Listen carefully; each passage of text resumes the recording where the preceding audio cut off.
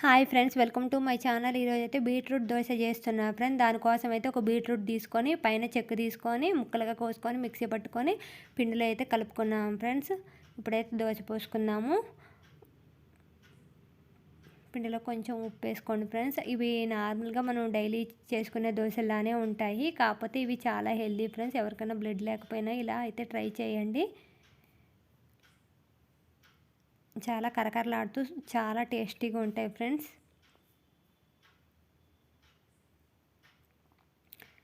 ఒక దోశ అయితే పోసాను, మళ్ళీ రెండో దోశ పోస్తున్నాను.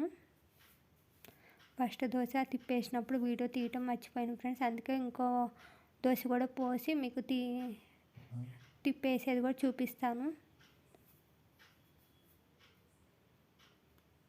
కొంచెం ఆయిల్ డ్రాప్స్ వేసుకోండి.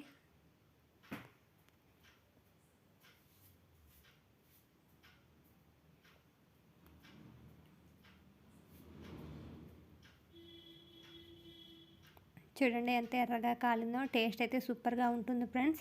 ఎగుడు స్మెల్ అనుకుంటున్నారు కానీ ఇలా అయితే ఏమీ ఉండదు, నార్మల్ దోశలాగానే ఉంటుంది ఫ్రెండ్స్.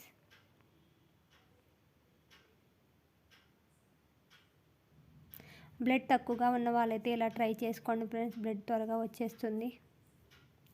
నా ఛానల్ ఎవరైనా సబ్స్క్రైబ్ చేస్తే నా ఛానల్ని సబ్స్క్రైబ్ చేసుకోండి ఫ్రెండ్స్, షేర్ చేయండి.